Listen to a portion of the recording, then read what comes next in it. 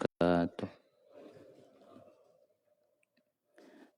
إلى حضرة النبي المصطفى رسول الله صلى الله عليه وسلم، خصوصا كافلة مفتي البصري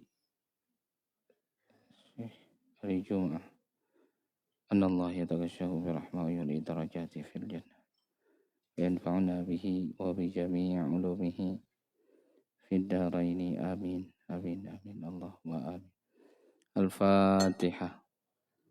بالله من الشيطان الرجيم. بسم الله الرحمن الرحيم. الرحمن الرحيم مالك يوم الدين إياك نعبد وإياك نستعين اهدنا الصراط المستقيم صراط الذين أنعمت عليهم غير المغضوب عليهم ولا الضالين آمين. نحمد الله الذي علم بالقلم علم الإنسان ما لم يعلم نصلي ونسلم على من أنزل إليه القرآن محمد صلى الله عليه وسلم وعلى آله وأهل بيته الكرام. رب اشرح لي صدري ويسر لي أمري واحلل عقدة من لساني يفقه قولي أما بعد. Bapak Ibu jamaah salat subuh yang dirahmati oleh Allah Subhanahu wa taala. Sebagaimana biasanya sebelum lebih lanjut, mari kita sama-sama berniat atau memperbaharui niat kita untuk duduk i'tikaf dalam masjid ini. Bismillahirrahmanirrahim. Nawaitu an a'takifa fi hadzal masjid sunnatan lillahi ta'ala. Di dalam hati masing-masing saya niat i'tikaf dalam masjid ini sunnah karena Allah Ta'ala.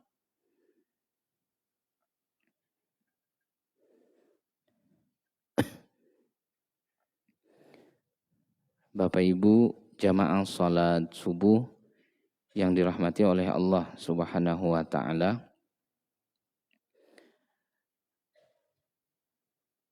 Syekh Ali Jum'ah, beliau adalah mufti Mesir atau pernah menjabat sebagai mufti di Mesir.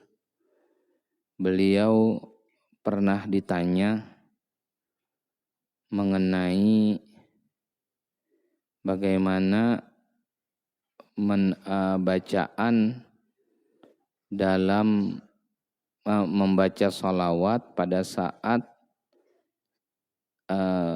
dalam sholat, tepatnya dalam bacaan setelah bacaan tasyahud akhir itu kan ada salawatnya di sana yang mana hukumnya wajib. Lalu tulisan di hadisnya atau teks hadisnya itu tulisannya adalah Allahumma sholli ala Muhammad. Nah lalu kita juga mendengar orang membaca ditambah dengan kata-kata Sayyidina. Allahumma sholli ala Sayyidina Muhammad. Nah ini yang ditanya ke beliau. Bagaimana pendapat ulama mengenai bacaan tersebut? Lalu khusus dalam sholat lah, artinya kalau di luar sholat semua ulama sepakat mengenai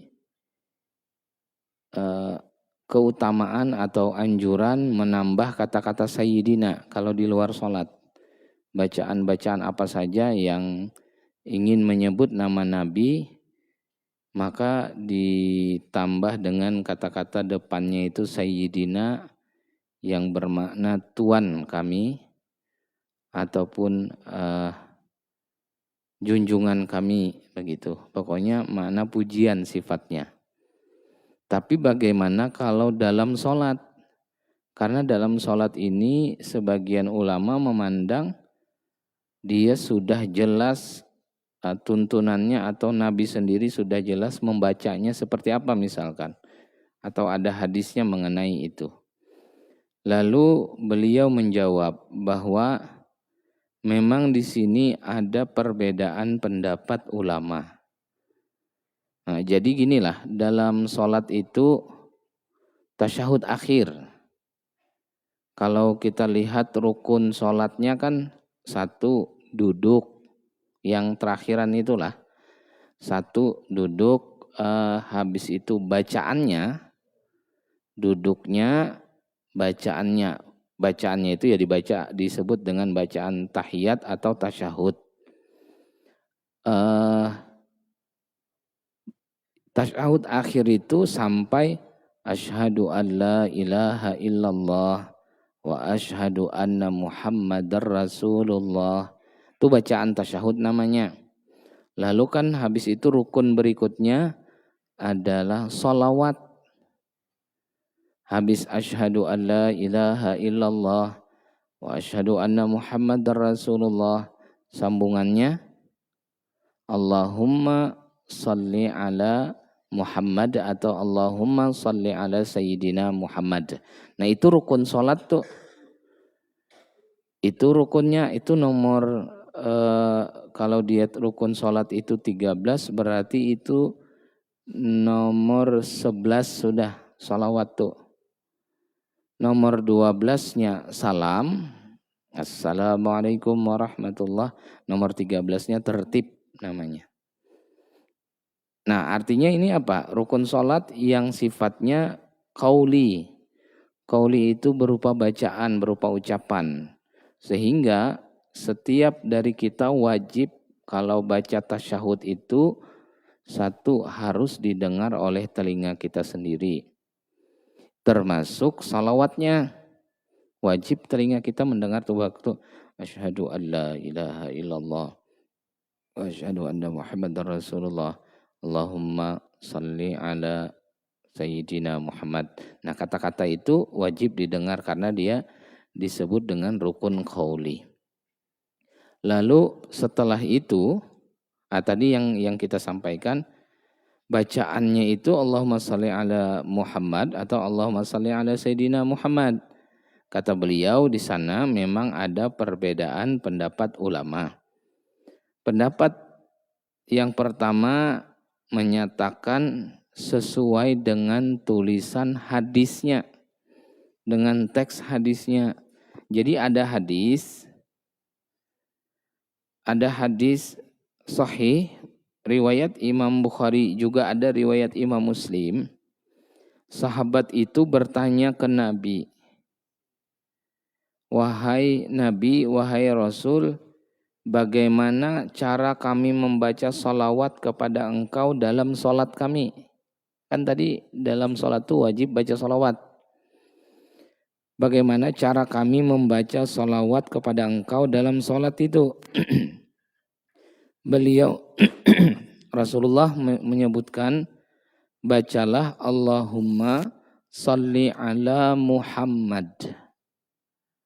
Itu waktu Nabi ditanya oleh sahabat, "Wahai Rasul, wahai Nabi, kalau kami dalam sholat baca sholawat, lalu bacaan sholawatnya bagaimana?" Nah ini kan diajari Nabi kan.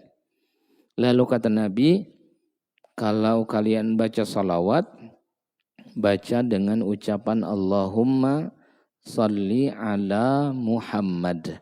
Tidak ada kata-kata sayyidinanya. Nah, maka inilah yang menjadi pendapat dalam mazhab Imam Ahmad bin Hambal atau Hambali. Begitu pula sebagian pendapat mazhab Malik. Jadi kalau dalam sholat itu asyhadu an la ilaha illallah wa asyhadu anna muhammadar rasulullah, Allahumma salli ala Muhammad. Nah, tidak ada kata-kata sayyidina. Karena yang disepakati tadi di luar sholat. Kalau di dalam sholat ya sesuai apa yang Nabi sebutkan itu, kata mereka atau pendapat yang pertama. Pendapat yang kedua, kalau melihat tentang perintah ataupun kemudian bagian daripada penghormatan kepada Nabi, maka dia berlakunya bukan hanya di luar sholat, tapi juga di dalam sholat.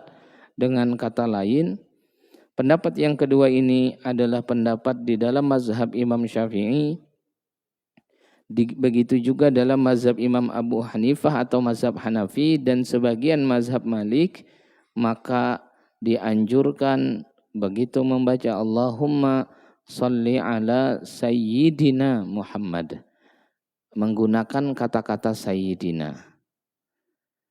Tapi teks hadisnya tadi kan tidak ada kata-kata sayyidina. Iya, kata mereka, betul. Tulisan hadisnya memang tidak ada kata-kata sayyidina. Tapi tetap saja kita membaca dalam sholat itu bertambah dengan kata-kata sayyidina sebagai bentuk penghormatan atau pengagungan lebih kepada Nabi. Apa dalil yang dipakai atau dalil yang digunakan adalah pertama kaidah al-adabu muqaddamun 'alal ittiba' atau al-adabu muqaddamun 'alal amri. Adab kepada Nabi, melebih menghormati Nabi itu didahulukan daripada perintah Nabi sendiri. Kan tadi perintahnya apa? Ketika sahabat nanya, wahai Rasul, kami baca salawatnya bagaimana? Nah kan perintahnya kata Nabi baca Allahumma sholli ala Muhammad, tidak ada sayyidinanya. Tapi namanya adab kepada Nabi didahulukan dibandingkan perintah Nabi itu sendiri. Bisa dipahami lah.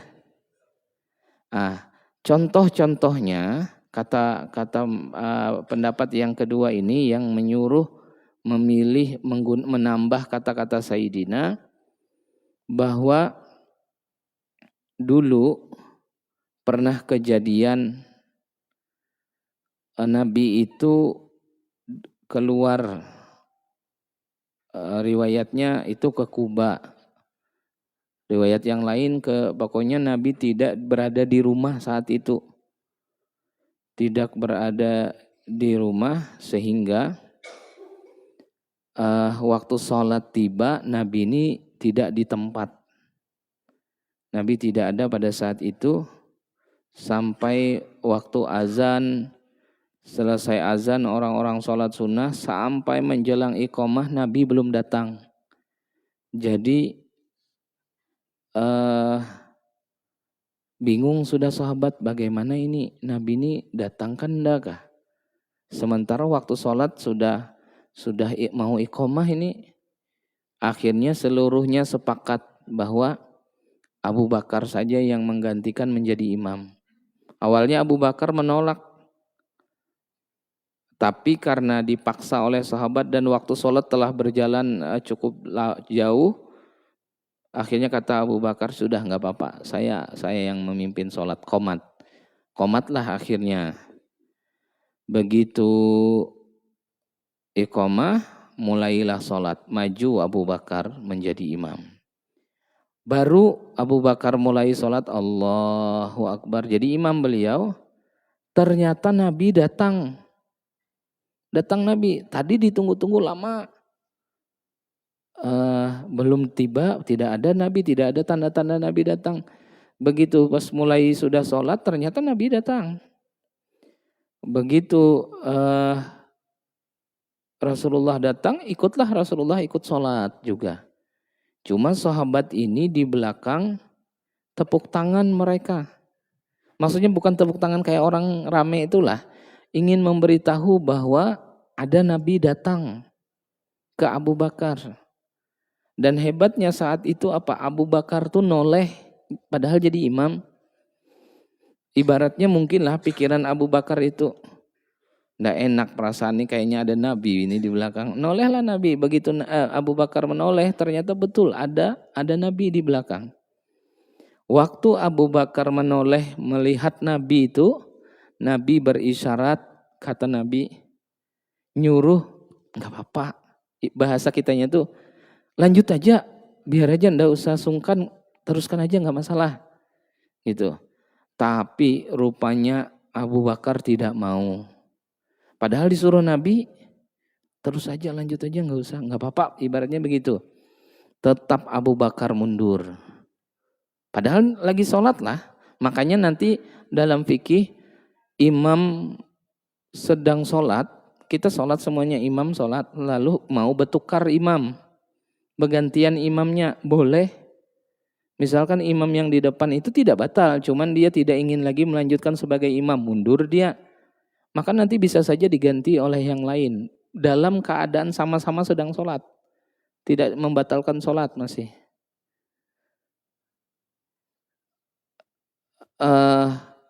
Pada saat itu mundur Abu Bakar. Begitu selesai mundur, nah akhirnya Nabi yang maju, Nabilah yang memimpin sholat. Begitu selesai daripada sholat itu, lalu kata Nabi, Abu Bakar, kenapa mundur tadi? Terus saja harusnya, kan saya sudah bilang lanjutkan aja. Kata Abu Bakar, maka nalibni Abi Kuhafah ayyataqaddama baina yaday Rasulillah. Tidak mungkin, kata Abu Bakar. Saya, Abu Bakar, Ibnu Abi Kuhafah, nama lain beliau, panggilannya. Tidak mungkin saya itu berada di depan, sementara Nabi ada di belakang. Tidak beradab saya, kata. Akhirnya sikap Abu Bakar ini dipuji oleh Nabi. Perintahnya apa? Perintahnya jangan mundur. Kan dosa mundur tadi disuruh Nabi. Tapi adabnya Abu Bakar enggak, mundur tetap. Nah inilah yang kemudian menjadi dalil yang disuruh Nabi bisa saja tidak jadi dilakukan karena ingin beradab kepada Nabi. Kata Nabi perintahnya gini, kalau sholat baca Allahumma sholli ala Muhammad. Itu perintah Nabi. Lalu karena adab kepada Nabi, lalu kita baca Allahumma sholli ala Sayyidina Muhammad. Itu alasannya gitu. Nah. Bisa dipahami lah yang saya ceritakan tadi, itu maksudnya dalilnya.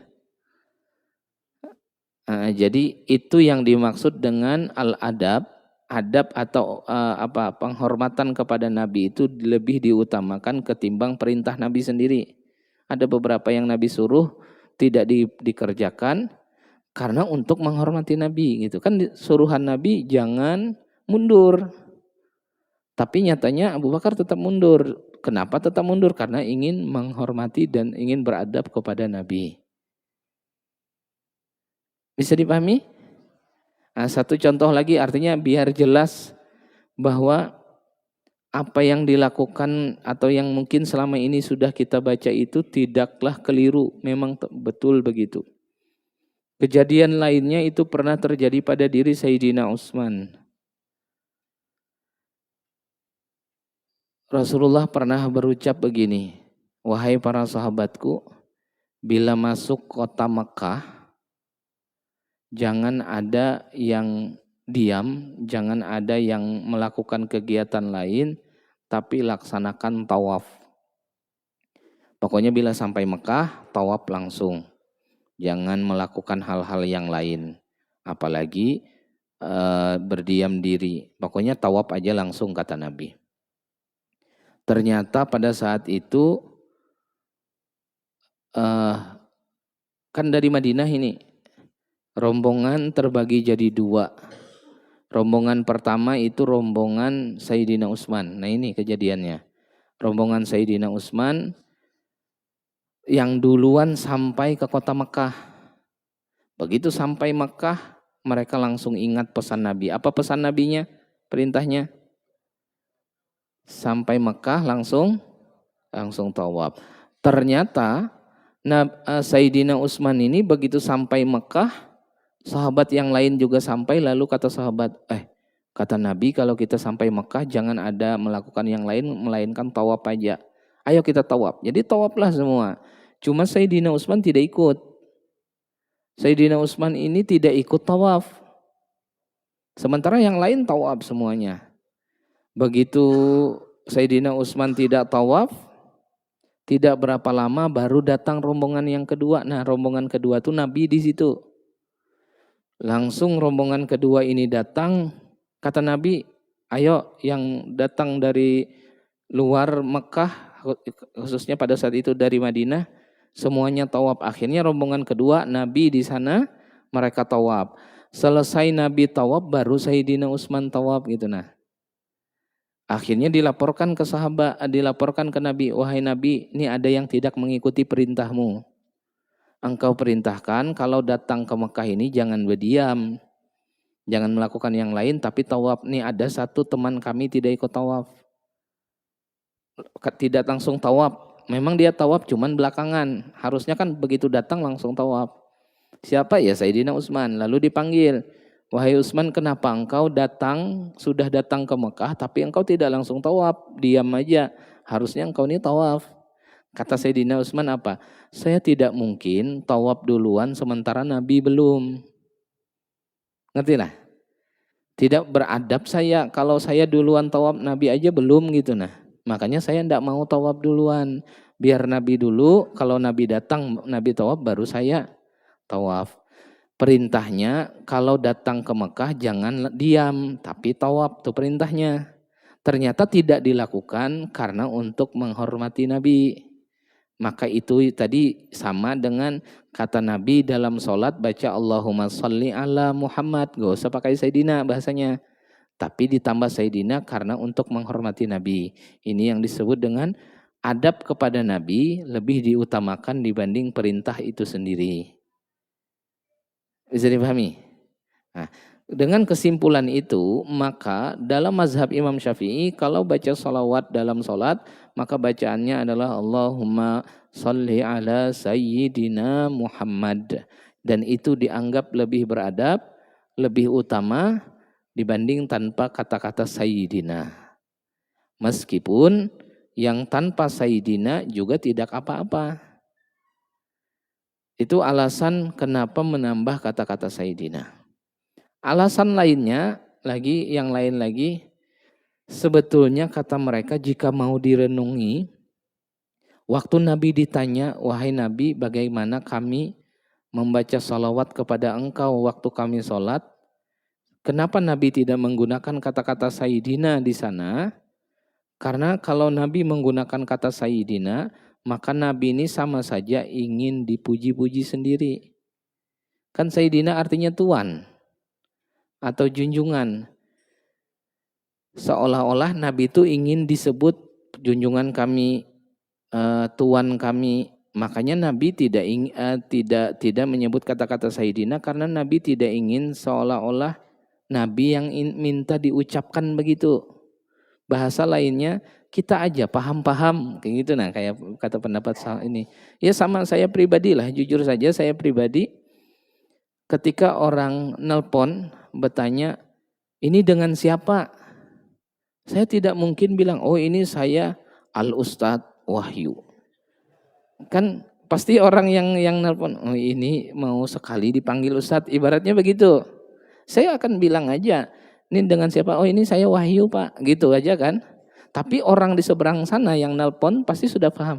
Ini maksudnya Ustadz Wahyu. Nah kata-kata Ustadznya itu kan bentuk penghormatan Nabi itu tidak ingin Nabi bagaimana kami membaca salawat kepada engkau dalam sholat. Oh baca Allahumma ya Allah sholli berikan kesejahteraan ala kepada Sayyidina Tuhan kami, kepada junjungan kami. Jadi Nabi itu seolah-olah haus pujian gitu nah nanti. Makanya Nabi tidak menggunakan kata Sayyidina waktu ngajari. Nah itu alasannya kenapa kita aja yang paham-paham. Yang paham untuk bentuk penghormatan kepada Nabi. Sekali lagi, meskipun ini perbedaan pendapat, tapi di dalam mazhab Syafi'i ya khususnya wahwal mu'tamad inda Syafi'iyah, pendapat yang dipakai di dalam mazhab Imam Syafi'i, maka sebagaimana Imam Mahalli, Imam Suyuti, Ibnu Hajar, Imam Ramli, dan juga sebagian mazhab Malik, kata-katanya ditambah dengan kata-kata Sayyidina. Jadi kalau baca sholawat, asyhadu an la ilaha illallah, wa asyhadu anna Muhammadar Rasulullah. Allahumma shalli ala sayyidina Muhammad. Kalau sekali lagi, kalau ada yang baca Allahumma shalli ala Muhammad tidak pakai sayyidina, maka ya sesuai teks hadisnya tidak salah juga. Betul aja begitu. Tidak masalah kalau misalnya memang dia tidak membaca kata-kata sayyidinanya. Dan ini bagian daripada perbedaan pendapat kalangan ulama. Dan yang paling penting sebetulnya gini, yang prinsipnya sama lah, yaitu apa? Bacanya itu tidak boleh tidak didengar oleh telinganya sendiri. Yang kedua, dia baca dengan beberapa tambahan huruf sendiri. Maksudnya tidak sesuai dengan teks, harusnya kan tasdidnya. Allahumma, berarti ada tasdid pertama Allahumma, yang di atas mimnya humma. Allahumma sholli. Kalau dia baca gini Allahumma sholli, Allahumma sholli, harusnya kan sholli, ada tasdidnya Allahumma sholli ala. Nah kalau yang tidak pakai sayyidina tadi tidak masalah. Kalau pakai sayyidina berarti tambah itu Allahumma sholli ala sayyidina. Lalu yang berikutnya Muhammad. Kan kalau tulisan Latinnya M-nya 2. Muhammad. Bukan Allahumma sholli ala Muhammad. Shollinya ditekan karena di sana menunjukkan tasdid. Lalu Muhammad itu M-nya 2. Huruf M di atas huruf mim. Atau M-nya 2. Itu yang lebih penting sebetulnya. Artinya mau pakai sayyidina, tidak pakai sayyidina tidak ada masalah. Sekali lagi karena tadi kita bicara tentang perbedaan pendapat ulama itu, silahkan saja.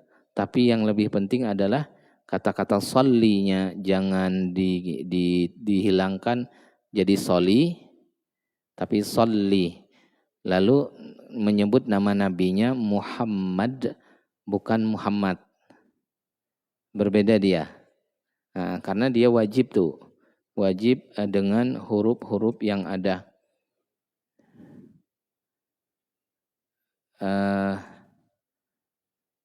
Jadi itu sebetulnya yang lebih penting. Maka bapak-bapak, ibu-ibu yang biasa baca bacaan itu perlu sekali-kali melihat tulisannya. Oh, ini yang lebih tepat tuh begini, bukan sekedar kemarin pernah hafal dulu lalu baca dan itu kurang tepat, maka dia bisa saja membuat bermasalahnya sholat yang dilakukan atau bahkan tidak sahnya sholat yang dilaksanakan itu. Mungkin itu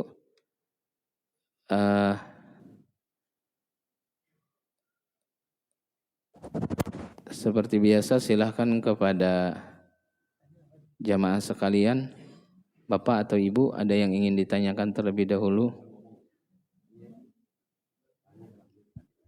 terkait pembahasan kita tadi atau mungkin beberapa hal lainnya di luar dari tema, dari materi. Silahkan. Silahkan. Waalaikumsalam. Maaf saya nanya agak keluar ini dari sedikit. Silahkan. Itu mengenai al-kalimah ruh dengan nafs dalam bahasa Arab tuh kebanyakan orang bilang ruh ya atau arwahi dalam jamaknya. Tapi dalam Al-Qur'an tuh kebanyakan ya Tuhan nafsul mutmainnah, nafs. Jadi antara nafs dengan ruh itu kayaknya artinya sama tapi kok agak beda dikit perasaan saya. Jadi tolong minta pencerahannya. Terima kasih. Assalamualaikum. Iya. Secara terjemah nafs itu diterjemahkan jiwa. Diterjemahkan jiwa. Ya ayyatuhan nafsul mutmainnah. Wahai jiwa yang tenang, irji'i ila rabbiki radiyatan mardiyah. Kembali kepada Tuhanmu dalam keadaan radiyah. Engkau ridha, mardiyah juga diridai oleh Tuhanmu. Jadi memang kalau ruh itu jelas lebih spesifik menuju kepada sesuatu yang satu dia tidak kasat mata sebetulnya. Yang kedua, dianggap yang membuat fisik jasad ini bisa akhirnya dianggap hidup. Ya kan? Karena ada ruhnya bahasanya. Memang masalah ruh ini atau tentang wa ma utitu minal ilmi illa qalila, kan di Al-Qur'an itu sedikit sekali ilmu yang Allah bagi terkait masalah ruh, karena ini sudah pembahasan tentang sesuatu yang gaib. Nah, tapi pada intinya kita meyakini bahwa keberadaan ruh itu ada, yang tadi bahasa sederhananya ruh itu adalah yang bisa membuat fisik jasad badan kita ini dianggap hidup ketika ada ruh.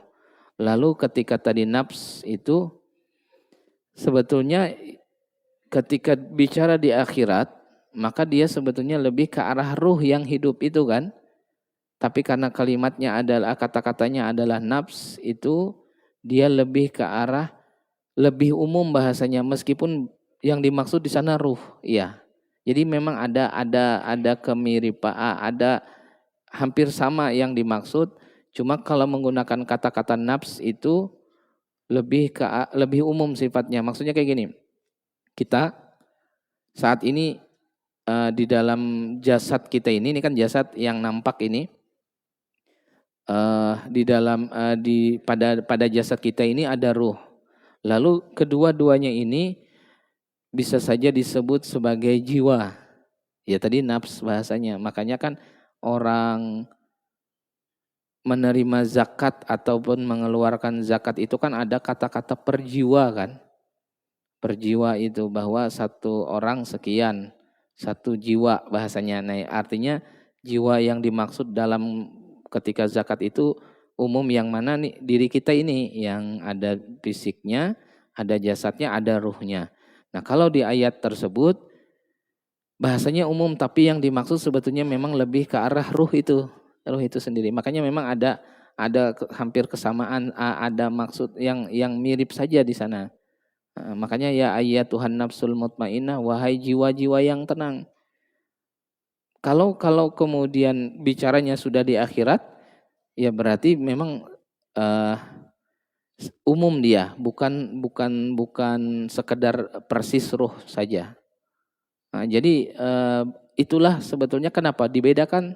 Jawabannya karena ini bagian daripada kekayaan bahasa dalam Al-Quran. Jadi Al-Quran itu terkadang menggunakan bahasa yang berbeda padahal maksudnya sama. Ingin menunjukkan ijazul Quran, keutamaan hebatnya, menunjukkan Al-Quran itu bukan buatan manusia juga. Jadi bahasa, kalau bahasa orang sekarang diksi yang dipakai itu kan itu tidak akan pernah sama kalau dikarang oleh manusia. Itu menunjukkan bahwa dia datang dari Tuhan memang. Mungkin sederhananya begitu. Enggi, silakan.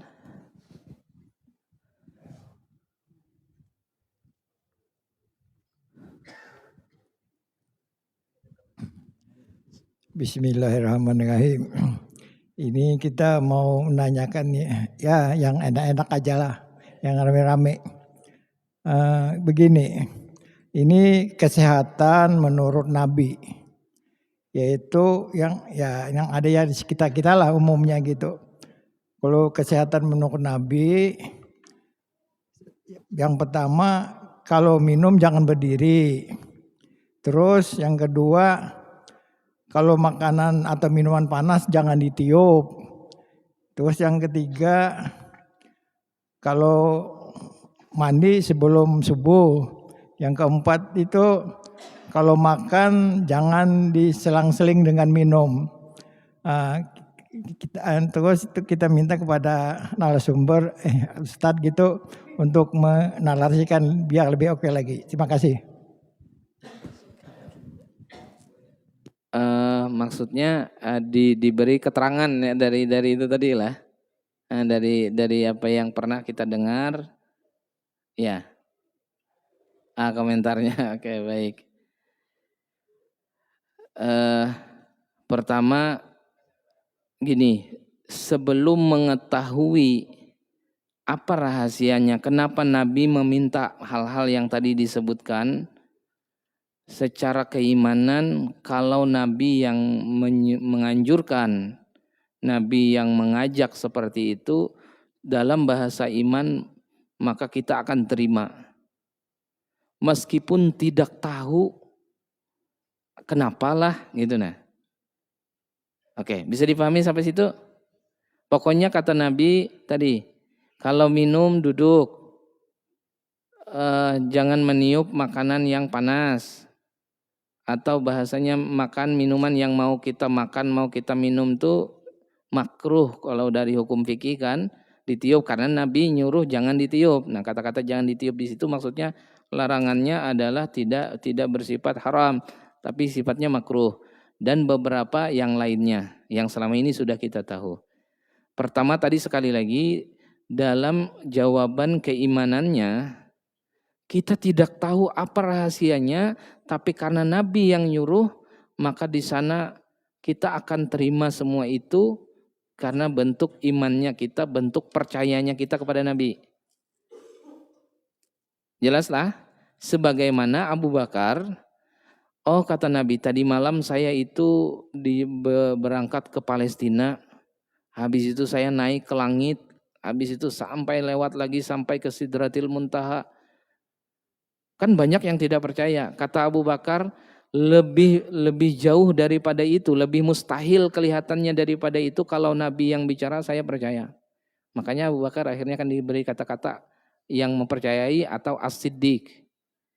Betapa iman Abu Bakar pada saat itu melihat sosok Nabi. Percaya sepenuhnya, lebih mustahil daripada itu pun Nabi Abu Bakar pasti akan bilang saya percaya. Nah, tadi apa yang kalau pernah kita dengar bahwa itu Nabi menyuruh atau melarang hal-hal itu, maka sekali lagi untuk keimanan kita atau jawaban dalam bahasa pandangan iman, maka kita percaya itu. Kita nggak tahu apa, itu yang pertama. Lalu yang kedua, baru secara akal kita mencoba, ini kenapa lah Nabi ini nyuruh gitu. Yang pertama tadi minum dalam posisi duduk. Saya membaca beberapa keterangan para ulama termasuk pakar kesehatan bahwa air yang kita minum ini mau iklannya sebagus apapun, maka di sana bisa saja berdampak tidak baik untuk kesehatan diri. Nah, lalu Allah saking hebatnya, Allah telah siapkan penyaring minuman ini di dalam diri kita. Artinya meskipun air ini tidak higienis, bisa mendatangkan penyakit, tapi dengan penyaring yang Allah buat di dalam diri kita, maka dia akan tersaring sehingga diri akan tetap bisa sehat. Nah, lalu penyaring itu berfungsinya adalah pada saat dia duduk. Makanya Nabi jangan berdiri, kata Nabi. Karena kalau berdiri, penyaring yang aslinya ada di dalam diri kita itu tidak berfungsi. Sehingga kalau kita minum, berarti dia tidak menyaring. Waktu kita berdiri minumnya itu. Nah, khawatir, tidak pasti. Karena bisa saja kemudian yang benar-benar air itu, ini ada iklannya begitu kan. Kayak ada manis-manisnya. Nah, itu iklannya macam-macam. Tapi kita tidak tahu ternyata kan ada beritanya ya bahwa katanya dari air pegunungan, sekalinya air sumur aja. Kan gitu. Iya, sumur bor malah. Nah, Nabi itu dari awal ingin kebaikan memang. Makanya kata Nabi kalau minum jangan berdiri ya. Karena sekali lagi air yang kita minum itu kalau kelihatannya jernih secara kasat mata, tapi bisa saja ini loh mendatangkan ketidakbaikan atau dampak buruk bagi tubuh. Maka caranya agar air ini benar-benar tersaring, maka waktu kita minum, fungsikan saringan di dalam tubuh kita. Caranya apa? Agar dia terbuka penyaringnya, yaitu dengan cara duduk. Nah, contohnya begini. Nah, ini saya minum, ini dia masuk. Karena saya duduk posisinya penyaringnya itu berfungsi. Tapi kalau saya berdiri, lalu saya minum, nyaringnya tidak berfungsi. Kita tidak tahu dari air ini ada hal-hal yang bisa menyebabkan itu kurang kesehatan kita menurun dan lain sebagainya. Nah, makanya sebaliknya begitu air Zam-Zam disuruh minum berdiri. Kenapa? Karena memang sengaja biar tidak disaring untuk Zam-Zam. Karena diakui seluruh dunia bahwa ilmuwan manapun bahkan sepakat air yang ada di Zam-Zam atau molekul-molekul yang ada di Zam-Zam itu memang bagus jangan tersaring. Justru kalau tersaring malahan banyak manfaatnya yang tidak kita dapat akhirnya. Makanya akhirnya kalau minum Zam-Zam dia berdiri. Supaya tidak penyaringnya tertutup. Akhirnya Springer rasanya nama penyaringnya itu. Bisa dipahami lah. Nah, jadi kalau Zam-Zam memang sengaja tidak disaring karena diharapkan justru keseluruhan air Zam-Zam itu masuk ke tubuh langsung tanpa harus disaring. Karena diyakini sepenuhnya Zam-Zam itu sudah dilakukan penelitian, bahkan Zam-Zam itu justru pasti baik untuk tubuhnya. Itu kalau minum berdiri. Lalu kemudian kalau minum meniup makanan ataupun minuman yang panas, kenapa kata Nabi jangan ditiup? Kalau memang mau dimakan juga tunggu agak dingin atau dikasih kipas. Dikipasi. Kalau malas mengipasi, yang penting jangan ditiup, bawa berkeliling naik motor. Keliling 2-3 kali bolak-balik gang 6, dingin lah insya Allah habis itu. Baru dimakan. Nah, apa alasannya? Tadi sekali lagi karena Nabi yang nyuruh gitu kan, itu jawaban keimanannya. Tapi kalau kemudian belakangan otak kita kenapalah Nabi itu?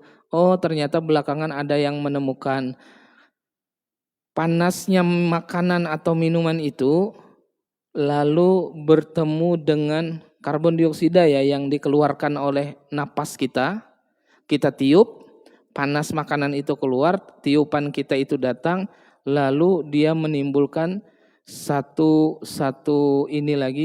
bahan lagi yang menempel di makanan yang kalau dimakan dalam jangka panjang dia akan mengurangi atau menurunkan kesehatan. Berarti makanya Nabi larang gitu nah.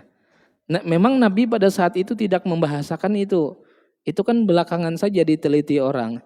Jadi uap panas dari makanan dan minuman itu bertemu dengan udara yang keluar dari mulut kita yang dihasilkan oleh manusia ini bertemu dan terkena makanannya, terkena minuman, lalu kita makan, lalu kita minum.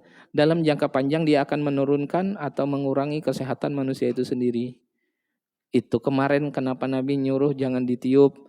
Jangan ditiup dulu makanan atau minuman itu. Kalau mau ya tadi pilihannya didinginkan sebentar atau digunakan tidak langsung dari tiupan. Kalau mau ditaruh di depan AC. Dingin. Baru misalnya. Jadi itu pun hanya bagian kecil dari yang ditemukan manusia. Oh, baru tahu begitu. Itu kan bagian kecilnya aja. Adakah yang lain rahasia dari itu? Ada. Makanya manusia akan terus meneliti itu. Apa rahasianya? Tapi karena bicaranya ini hukum bagian daripada sunnah yang lawannya adalah makruh. Seandainya ada orang makan, lalu kemudian ditiupnya, ataupun tadi dia minum dalam posisi berdiri, kan statusnya adalah makruh, tidaklah dia sampai berdosa. Tapi bagaimanapun itu merugikan dirinya sendiri gitu nah. Makanya mengikuti Nabi itu pasti akan selamat gitu. Itu diantaranya. Lalu ada beberapa hal yang lainnya. Sebetulnya begitu pula rahasia-rahasianya pasti ada dampaknya. Baik itu untuk kesehatan ataupun untuk hal-hal yang lainnya. Nah, komentarnya seperti itu. Ketika tadi ditanya bagaimana komentar saya gitu.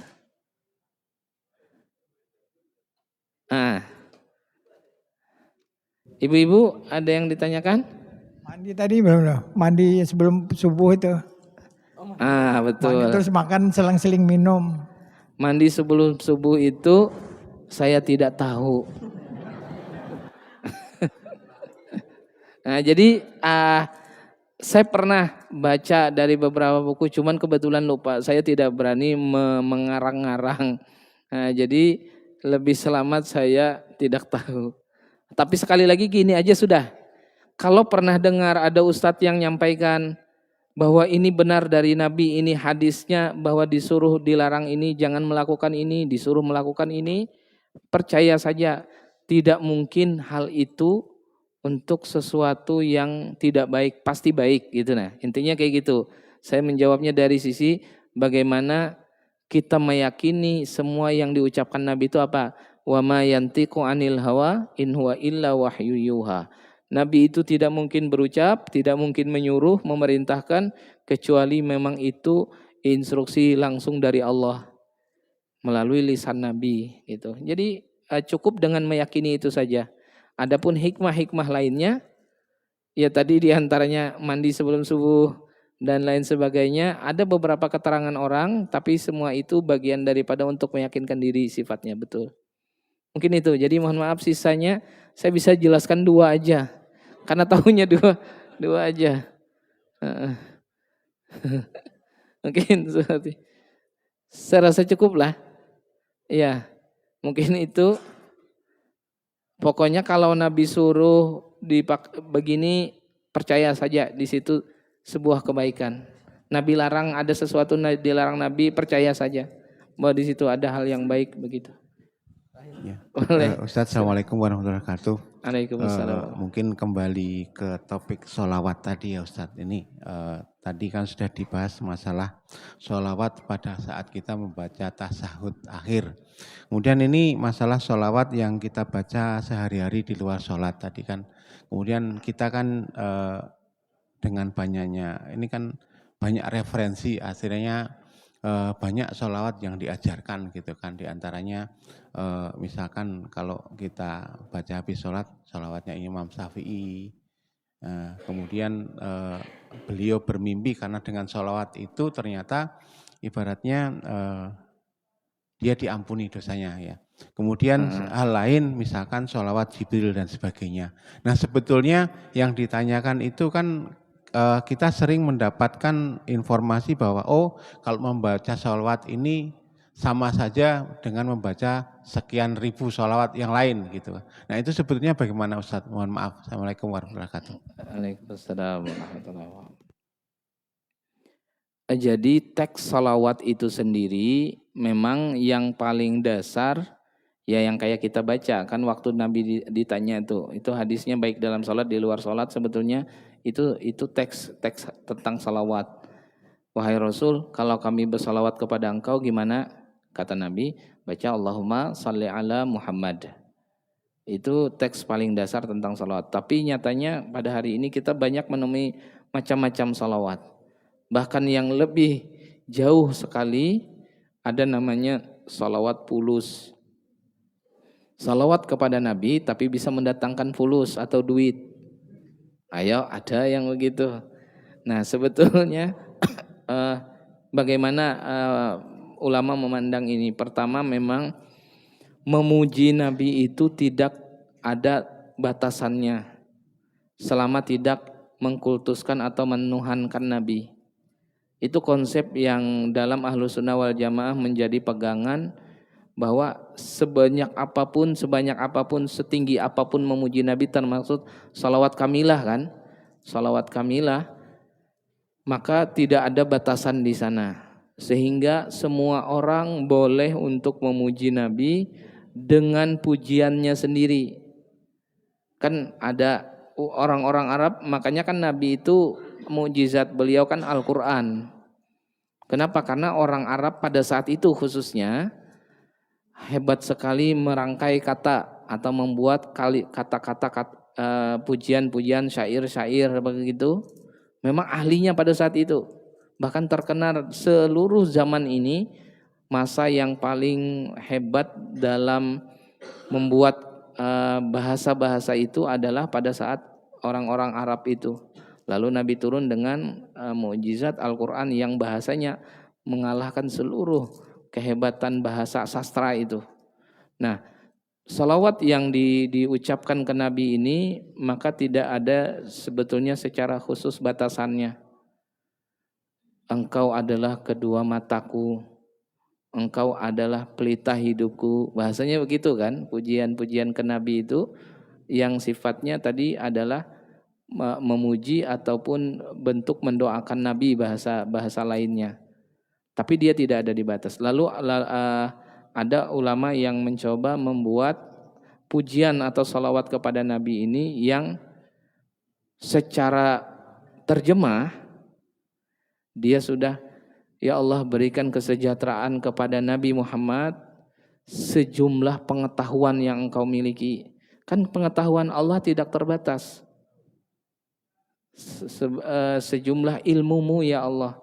Maka pada saat itu berarti tidak ada yang melebihi pengetahuan Allah. Maka sejumlah itu salawat kepada Nabi pasti lebih besar sekali ini. Maka pembuat salawatnya akan bilang, kalau baca salawat ini sekali saja, maka sudah tidak ada yang bisa menyamainya.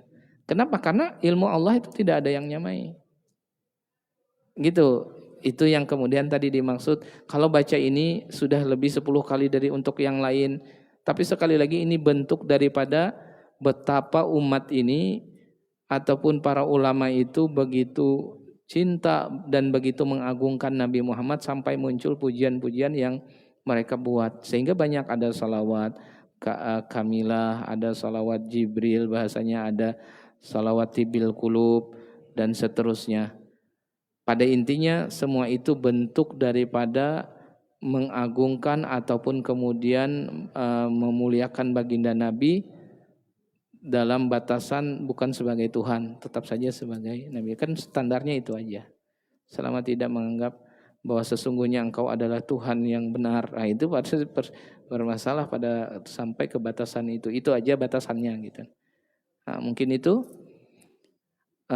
dan salawat itu begitu agung, begitu mulia, jangan sampai ginilah, salawat itu justru diminta kita tukar dengan hal-hal duniawi, nilainya terlalu rendah. Kan mohon maaf kita tuh pernah dengar melihat orang mobil baru, rumah baru, disalawati aja dulu. Nah, sebetulnya itu tidak salah, Yang penting pemahamannya diluruskan. Maksudnya apa gini? Melihat orang rumah baru, lalu kita bilang atau benda barang-barang mahal kita bilang disolawati aja dulu. Maksudnya atau langsung baca solawat misalnya. Langsung kita baca solawat, maka pada saat itu bacaan solawat kita sesungguhnya lebih tinggi nilainya daripada apapun yang sudah dilihat. Bisa dipahami lah. Lihat ada motor baru, langsung Allahumma sholli ala Sayyidina Muhammad. Pasti nggak dapat motor baru setelah itu, nggak pasti. Tapi yang paling pasti kita sudah baca salawat yang nilainya lebih tinggi, lebih jauh daripada motor itu. Kalau Allah berkenan memberikan kesempatan kita baca salawat yang nilainya lebih tinggi, kecil aja bagi Allah untuk ngasih motor itu kemudian, makanya akhirnya bisa dapat, gitu nah. Nah, jadi bagus saja. Begitu lihat apa? Allahumma sholli ala Sayyidina Muhammad. Salawat yang bernilai tinggi saja Allah beri kesempatan kita baca. Apalagi motor itu aja, kecil aja gitu nah. Maka mungkin sekali Allah akan memberikan motor itu ke kita. Karena yang besar saja sudah Allah beri. Nah, itu maknanya kemudian kita baca salawat kalau melihat sesuatu. Tapi bukan berarti pasti dapat lah. Sekali lagi yang pasti dapat itu bacaan salawatnya. Karena kita sudah baca pada saat itu. Mudah-mudahan Allah tuntun, Allah bimbing kita semua. Dalam kehidupan ini makin baik ibadah yang dijalani, makin benar sikap-sikap yang harusnya kita ambil. Dan pada puncaknya semoga Allah ridha, Allah menerima segala amal saleh, amal baik yang kita lakukan tersebut. InsyaAllah kita melaksanakan salat asar ya. Mengqadha salat asar bagi yang merasa pernah dulu tertinggal atau kelewatan daripada salat asar, Mari kita sama-sama mengqadha atau membayar hutang salat asar. Kita tutup dengan doa kafaratul majlis. Subhanakallahumma wa bihamdika asyhadu an la ilaha illa anta astaghfiruka wa atubu ilaik. Assalamualaikum warahmatullahi wabarakatuh.